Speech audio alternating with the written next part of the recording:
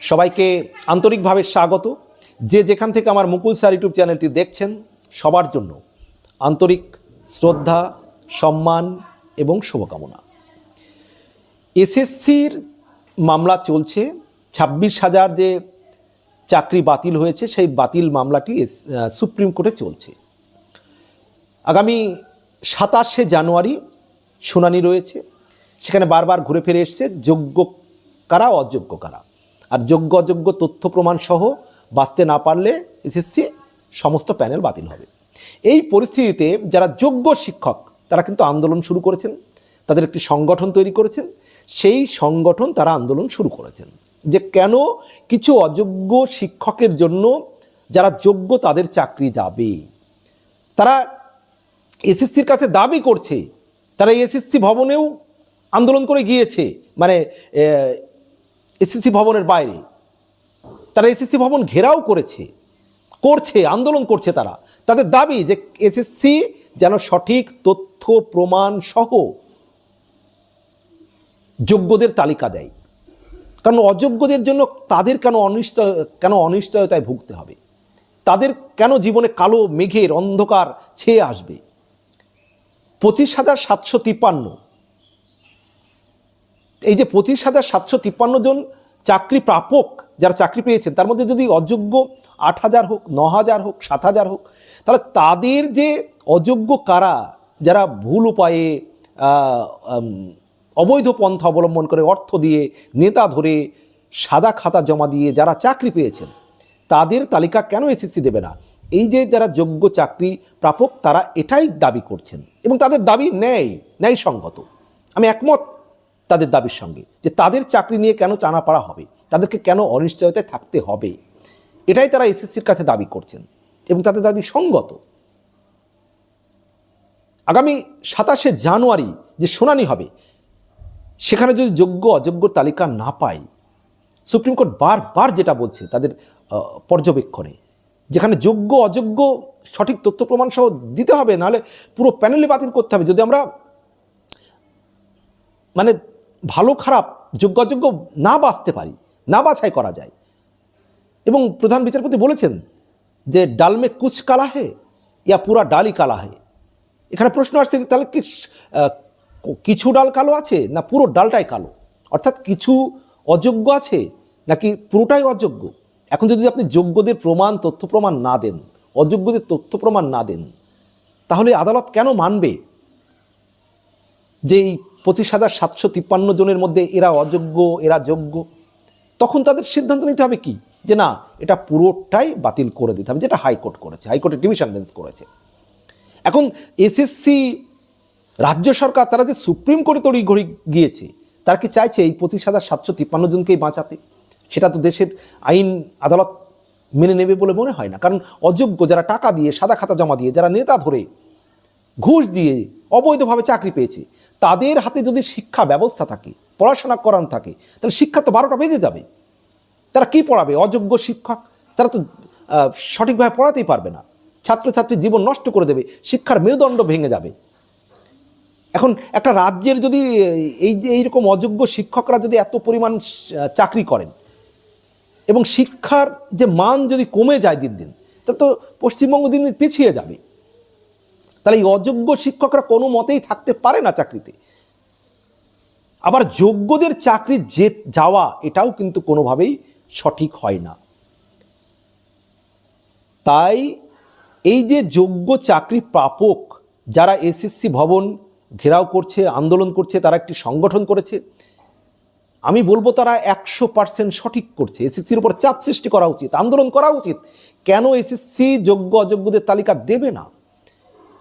যোগ্যদের চাকরি বাঁচার দরকার, সেই সঙ্গে অযোগ্যদের চাকরি বাতিল হওয়া উচিত। এবং এই অযোগ্য যাদের যে সমস্ত দালালদের ধরে নেতাদের ধরে চাকরি পেয়েছে সাদা খাতা জমা দিয়ে, টাকা দিয়ে, অবৈধ উপায়ে, ঘুরপাকে, পেছনের দরজা দিয়ে, তাদের যেমন চিহ্নিত হওয়া উচিত, তেমনি সেই সমস্ত নেতা দালাল তাদেরও চিহ্নিত হওয়া উচিত এই সমাজে, যে যারা এই জাতির মেরুদণ্ড ভেঙে দিতে চাইছে, শিক্ষার মেরুদণ্ড যারা ভেঙে দিতে চাইছে, যারা অবৈধভাবে কাড়ি টাকা নিয়ে নিজেদের সুখ স্বাচ্ছন্দ্য উপভোগ করছেন, আর বাংলার শিক্ষা ব্যবস্থার যে মেরুদণ্ড শিরদাঁড়া সেটাকে ভেঙে দিতে চাইছেন। যারা যোগ্য নয় তাদেরকে শিক্ষার মতো একটি মহান পেশায় তারা নিয়োগ করছে। এই কর্মের সঙ্গে যারা যুক্ত, তিনি নেতা হন, তিনি মন্ত্রী হন, তাকে রাস্তায় আনার দরকার, আইনের আদালতে আনার দরকার, আদালতে আনার দরকার। তাকে জনগণের সামনে তার মুখোশ খুলে দেওয়া উচিত সেই নেতাদের, সেই মন্ত্রীদের যারা এই কর্মকাণ্ড করেছে। যোগ্য ছেলেমেয়েরা রাস্তায় বসে থাকবে, ঘুরে বেড়াবে, কেঁদে বেড়াবে, আন্দোলন করবে, খেয়ে না খেয়ে বাচ্চা শিশু নিয়ে দিনের পর দিন শীতের রাতে, গরমের রাতে, বর্ষার রাতে তারা আন্দোলন করে যাবে। আর অযোগ্যরা চাকরি করবে, আর কিছু মানুষ কোটি কোটি টাকা ঘুষ নিয়ে আরাম আয়েশ ভিআইপি জীবনযাপন করবে। নো, এটা হতে পারে না। তাদের মুখোশ খুলে দেওয়া উচিত, খুলে যাওয়া উচিত। তিনি কে, কত বড় নেতা, কত বড় মন্ত্রী, কোন দলের, এসব দেখলে হবে না। কেন বলা হয় তো আইন সবার জন্য সমান। তাহলে আইন যদি সবার জন্য সমান হয়, তাহলে কেন সেই সমস্ত নেতা, মন্ত্রী বা দালাল শাস্তি পাবে না, যারা এই অযোগ্য ছেলে মেয়েদের টাকার বিনিময়ে ক্ষমতার প্রভাব খাটিয়ে যারা চাকরি দিয়েছেন? তারা কেন ছাড় পেয়ে যাবেন? কেন তাদের দৃষ্টান্তমূলক শাস্তি দেওয়া হবে না? যারা এতগুলো ছেলে মেয়ের জীবন নিয়ে, ভবিষ্যৎ নিয়ে ছিনিবিনি খেলেছেন, ভবিষ্যতে হয়তো খেলবেন যদি তাদের কিছু না হয়, কেন তাদের মুখোশ খুলে দেওয়া হবে না? আবার তারা ভোটে দাঁড়াবে, আবার তারা ড্যাং ড্যাং করতে করতে জিতবে, মন্ত্রী হবে, নেতা হবে, গাড়ি বাড়ি নিয়ে ঘুরে বেড়াবে, বড় বড় ভাষণ দিয়ে বেড়াবে, লক্ষ লক্ষ কোটি কোটি টাকা ঘুষ নিয়ে, অথচ মাইকে মুখ দিয়ে বলবে আমি একটা পয়সাও খাইনি, একটা পয়সাও নিইনি। অথচ চোখের সামনে আমরা জানি এমন এমন নেতাকে যে যিনি টাকা নিয়েছেন মানুষের কাছ থেকে। যারা দিয়েছেন তারা আমাদের সামনে এসে বলেছেন যে আমরা ওই নেতাকে টাকা দিয়েছি। আমরা জানি এই ধরনের দু একজন নেতার কথা, যারা দিয়েছেন তারা আমাদের সামনে এসে বলেছেন। তারা মিডিয়ায় বলবে কিনা জানি না, প্রশাসনকে বলবে কি জানি না, তবে হ্যাঁ, তার মধ্যে একজনের সঙ্গে আমার কথা হয়েছে, তিনি সিবিআইকে রীতিমতো জানিয়ে এসেছেন যে একজন নেতাকে তিনি টাকা দিয়েছেন। আমার সঙ্গে কথা হয়েছে, পরে অস্বীকার করবে কিনা জানি না। একজন ভদ্রলোক, যেহেতু টিভিতে মিডিয়াতে তার কথা আমি শুনেছি, তিনি বলেছিলেন। তারপর আমার সঙ্গে একদিন বাজারে দেখা হয়ে গেলাম, জিজ্ঞেস করলাম, তো ছোট্ট করে বলে উনি এড়িয়ে গেলেন যে দাদা বিচারাধীন বিষয়, এগুলো নিয়ে আমি বাইরে কথা বলবো না।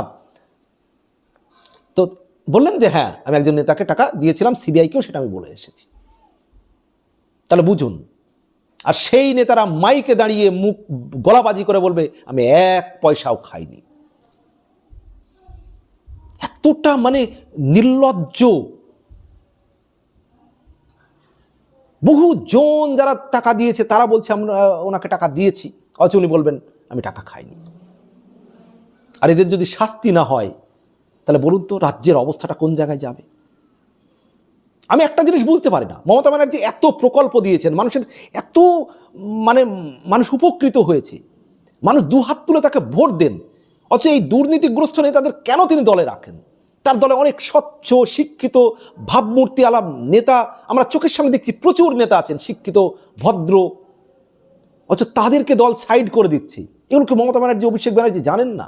অথচ যারা দুর্নীতিবাজ, এলাকায় টাকা মানে থানার দালালি করে বেড়ান, হয়তো সেই এলাকার গুন্ডামি করে বেড়ান, মস্তানি করে বেড়ান, অর্থনৈতিকভাবে দুর্নীতি করেন, সেই সমস্ত লোকদের দেখা যাচ্ছে এলাকার নেতা করে দিয়েছে। কেন এগুলো আমি ভেবে পাই না। কিন্তু সাধারণ মানুষ তো মমতা ব্যানার্জিকে দুহাত তুলে আশীর্বাদ করছেন। তৃণমূলে অনেক ভালো ভদ্রলোক আছেন, শিক্ষিত মানুষ আছেন, তাদেরকে কেন সামনে আনছেন না? অথচ যারা দুর্নীতির সঙ্গে যুক্ত, যারা এলাকায় চাঁদাবাজির সঙ্গে যুক্ত, যারা এলাকায় মানুষের কাছে বিভিন্নভাবে টাকা নেওয়া, মানুষকে করে দেবো বলে টাকা তুলে বেড়ায়, যারা থানার দালালির সঙ্গে যুক্ত হয়ে থাকে, সেই সমস্ত মানুষদেরকে তৃণমূল বিভিন্ন পদে আনছে, যার ফলে তৃণমূলের যে লোকাল নেতাদের ভাবমূর্তি একেবারে নষ্ট হয়ে যাচ্ছে। শুধুমাত্র মমতা ব্যানার্জিকে দেখে মানুষ আর এই বিজেপির ভয়ে সংখ্যালঘুরা ভোট দিচ্ছে, এইভাবে কিন্তু চলে যাচ্ছে। কিন্তু এটা দীর্ঘদিন এভাবে চলতে পারে না। মমতা ব্যানার্জিকে বুঝতে হবে, অভিষেক ব্যানার্জিকে বুঝতে হবে, তাদের পর্যন্ত কি তথ্য যাচ্ছে না? সমানে দর্শক, আপনারা কে কি মনে করেন? জানাবেন কমেন্ট বক্সে, বিনীত অনুরোধ রইল। ভালো থাকবেন, সুস্থ থাকবেন, সবার জন্য শুভকামনা।